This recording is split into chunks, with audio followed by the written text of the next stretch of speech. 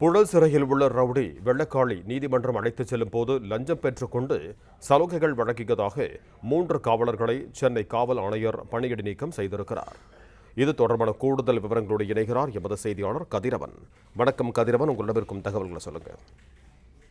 மதுரையை சேர்ந்த பிரபல ரவுடியா இருக்கக்கூடிய வெள்ளைக்காளிக்கு பணம் வாங்கி கொண்டு, அதாவது லஞ்சம் வாங்கி கொண்டு சலுகைகள் வழங்கியதாக ஆயுதப்படையை சேர்ந்த காவல் ஆய்வாளர் மாரிமுத்து, உதவி ஆய்வாளர் திருமுருகன், செல்லத்துறை ஆகிய மூவரையும் காவல் ஆணையர் அவர்கள் பணியிட நீக்கம் செய்திருக்கிறார். குறிப்பாக மதுரையை சேர்ந்த பிரபல ரவுடி வெள்ளைக்காளியை கடந்த ஜனவரி மாதம் நீதிமன்றத்துக்கு அழைத்து சென்று பின்னர் புழல் சிறைக்கு அழைத்து வரப்பட்ட போது பெரம்பூர் அருகே ஒரு கும்பல் நாட்டு வெடிகுண்டு வீசி அவரை கொலை செய்ய முயன்றது.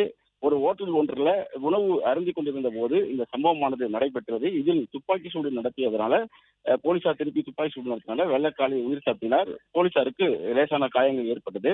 அப்பொழுது வெள்ளைக்காளியோடு அவர்கள் வழக்கறிஞர் இருந்ததாகவும் வெள்ளைக்காளிக்கு செல்போன்கள் கொடுத்து சலுகைகள் வழங்கியதாகவும் குற்றச்சாட்டுகள் எழுந்தது.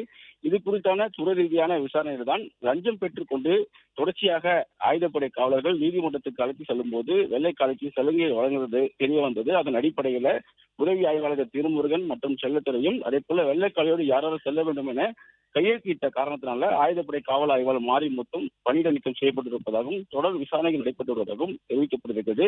இது போன்று சலுகைகள் வழங்கால் அவர் மீது தொடர்ச்சியாக நடவடிக்கை எடுக்கப்படும் என்றும் காவல் ஆணையர் அவர்கள் எச்சரிக்கை விடுத்திருக்கிறார். பிளே ஸ்டோர் மற்றும் ஆப் ஸ்டோரில் இருந்து பாலிமர் செயலியை QR கோடு மூலம் பதிவிறக்கம் செய்யுங்கள். செய்திகளை உடனுக்குடன் பெறுங்கள்.